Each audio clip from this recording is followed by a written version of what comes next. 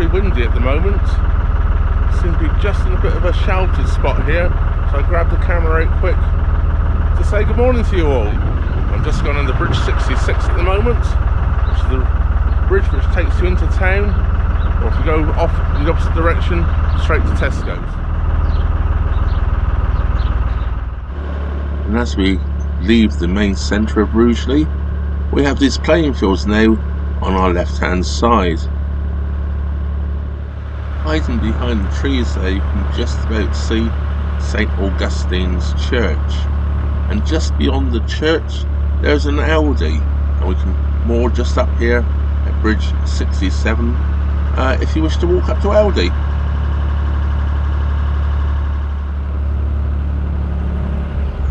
Although there are rings just before the bridge to moor up with, I find just like these boats here, it's much nicer than moor along the Armco to walk up to Aldi.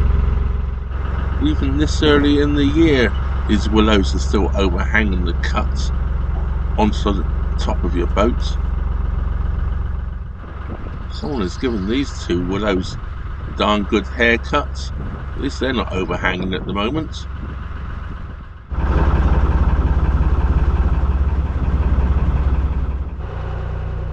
Beyond these beautiful blossoms here, I can just about make out through the trees, or the bushes I should say, the River Trent.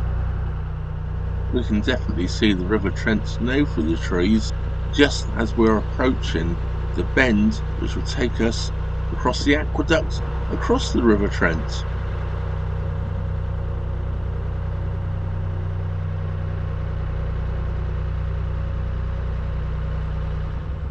I bet that's the same swan on the same nest as I saw last year when I came up this way. We're now going around a 90-degree angle here as we look at the ducks, and I'm guessing that's the male swan, so the female sitting on the nest just back around the corner as we approach, or make the final approach, to the aqueduct. And here we have the aqueduct as we look upstream of the River Trent there. I always love going over aqueducts. I don't know what it is. There's something about water going over water I find quite fascinating. The rocking bits is not me being unsteady, it's the boat. And here's a quick view downstream of the aqueduct. Of course the duck had to get in the picture. Just after we've cleared the aqueduct, there's actually good mooring all the way along here on the offside. There's actually towpath both sides here basically. This bridge we're just approaching is actually the turnover bridge. So now the main towpath remains on the left hand side.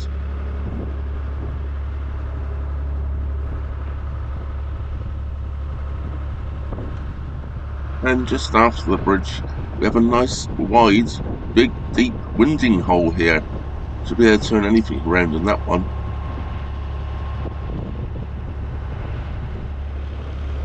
It is extremely windy today. We've actually got waves that are coming down the canal. Some rather lovely blossom coming out along here. This house here, when I first passed it a couple of years ago, was quite sort of derelict. Obviously bought it now and it's been slowly renovated. Starting to look very nice indeed. You get to see all types of craft on the canal these days. No, we haven't changed continents. We're still in Staffordshire, the UK here. I've seen all different ways of mooring boats. Using an old tractor, that's a new one on me. Unless of course you use a nice new tractor. I don't think this honesty box is used much these days. Children, exactly where did you moor the boat?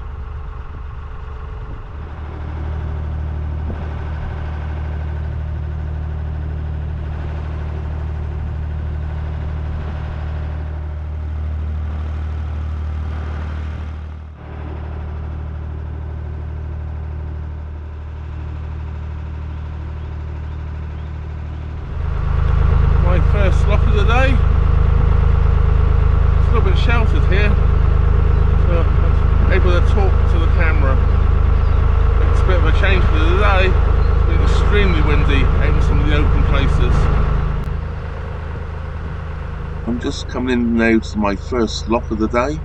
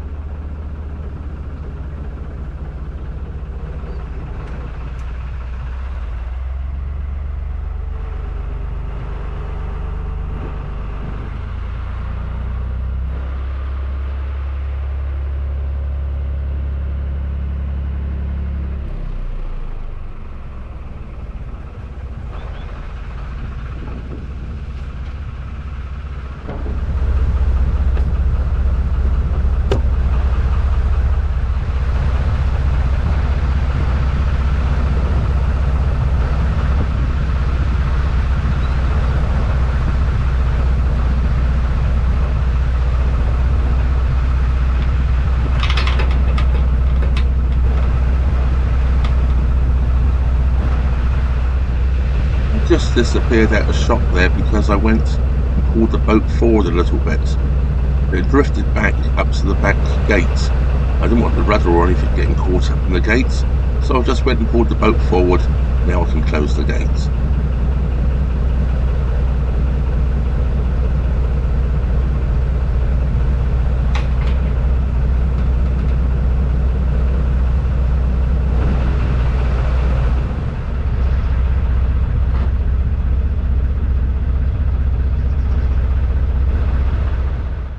These big weights you can see on the end of the balance beam here are added because the balance beams are rather short, so the extra weight does help with the balance for opening and closing the locks.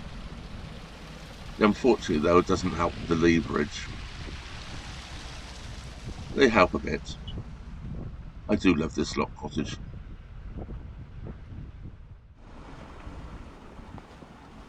Right, let's go and get the boat out of this lock.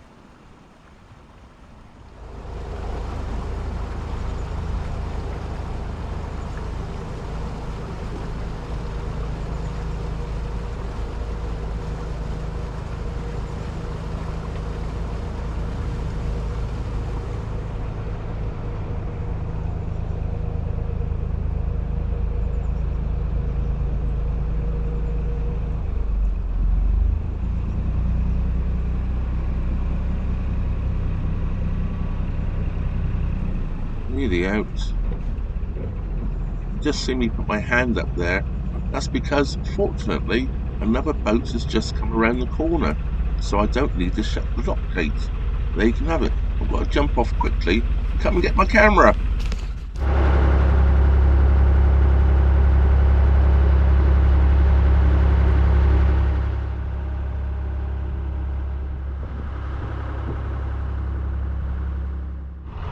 These are the first lambs I've seen of the season.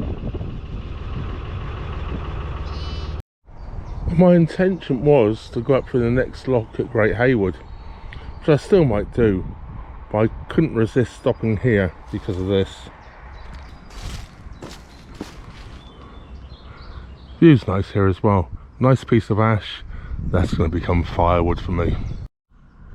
I've been moored here for a couple of days. I sort of stayed here while the bad weather was around. As you probably know, it was rather wet and windy yesterday, and I spent the day before video editing. Not a bad place to stop, look. Rather a lovely view. The only thing is, there is a railway line over there, and there's a lot of freight trains go down it. But it's far enough away not to hear it. What I didn't realise when I moored up here, it's just the other side of this field of sheep and lambs. There's another railway line. I think this one's just a passenger line up here. I only have seen passenger trains anyway. It's been quite noisy. They run all night long. I got used to it after a while. After all, I did live in Illinois, next to a railway line there. So, I'm going to make a move. I'm going to go up through Great Hayward Lock and more up again. I'll take you along with me. So here we go.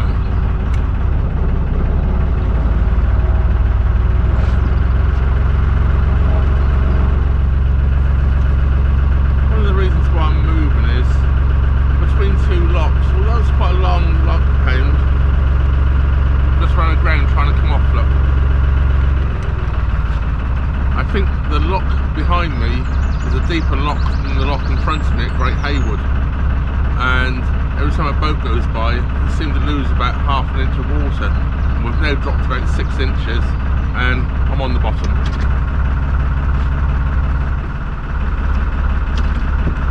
So I just push the back end off.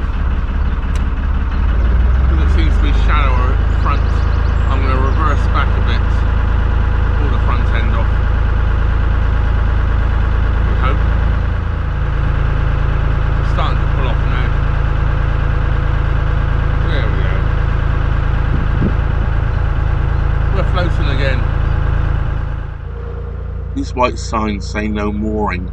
I believe there's going to be a floating market here over the Easter weekend.